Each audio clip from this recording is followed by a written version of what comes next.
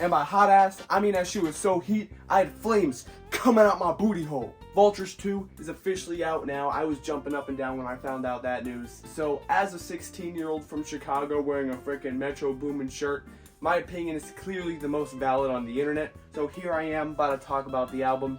Not necessarily review it, since this is our first listen. The album hasn't even been out for 3 hours. You gotta let these things sit.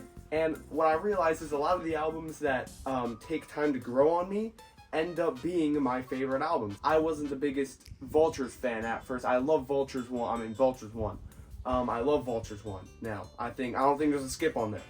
A lot of people will disagree with me, but I don't think there's a skip on there. I love music with all my heart. Oh my god, I'm that guy with an AirPod in one ear all the time. I realized that I've never actually made a music related like talking video. Since back in 2018 I did make some music, I guess you can consider that. But so Vultures 2, when I tell you I had a 51-minute gooning session when I figured out it came out, it's crazy. The Vultures 1 cover, you got Kanye and Ty Dolla $ign right there. Yeah, that's Ty Dolla $ign. I'm convinced.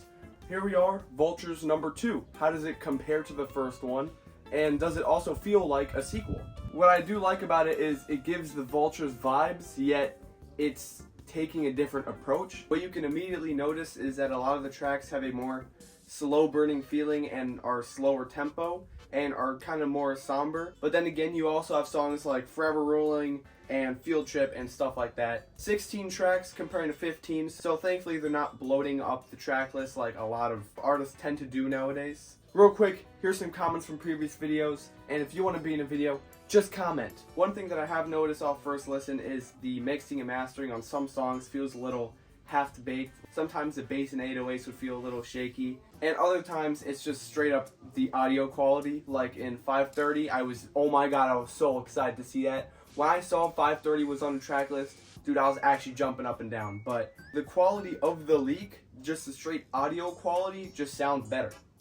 The beat switch is really nice though. But yeah, there's a few songs that I wish had made it onto this track list, like Drunk with Bad Bunny. Oh my god, that song's amazing. The Take Off Your Dress, that song is also so good. Since it's a Vultures project, of course there's gonna be hella features. With this one, it's not a crazy amount, and also they're pretty well spaced. Like, it won't be like all the features are dumped on the second half or the first half or something, or there's like 50 features on one song. I think they placed the right people on the right tracks, and I also don't think that Ye and Ty Dolla $ign are being overshadowed by the features. I think that they really hold their own in the songs, that even they have like some crazy artists on there like Wayne. And I also heard Ty doing some Cardi ad-libs, which we know that exists. It doesn't work. Now another thing that I'd like to discuss is the sequencing.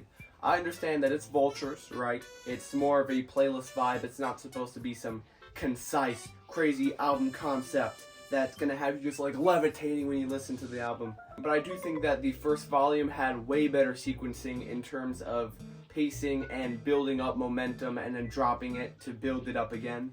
The second one just straight up felt like it was on shuffle the entire time. There was like actually no sequencing. The tracks didn't fade into each other or anything.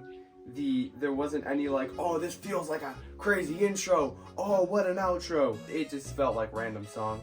I do feel like Burn transitioning to Fuck Some was like, that was good, how like build up the hype with the riser and then dropped it with Fuck Some, and then Fuck Some Vultures Carnival was like, each track was getting like hype, and then it dropped it with Beg Forgiveness, and then it was Problematic, Introspective, and then King, he's just saying that he's better than us. Stars, I think, was a way better intro. Going into Keys of My Life to Paid, that was like, it progressively gets more and more up-tempo, and then you get into Talking, which, Talking was, you know, that was a fun Northwest feature, and it was catchy. I think I do have to address this fucking song. Bomb. Holy shit. This was made to become a meme. I'm convinced it was. There's no way.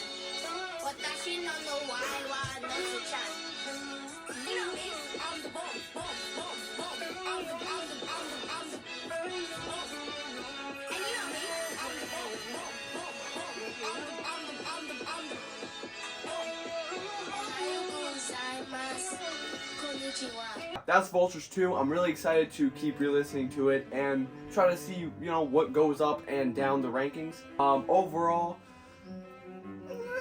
but then again, it's first listen, so I'm gonna keep listening to it, and when I'm ready, I'm gonna put a link in the description for a Spotify playlist of all the songs ranked in order. So my favorite song would be at the top, and my least favorite would be at the bottom. I'm excited to see where the series goes, how the third one's gonna compare to the second and the first one. Oh wait, I just realized we still haven't gotten Everybody.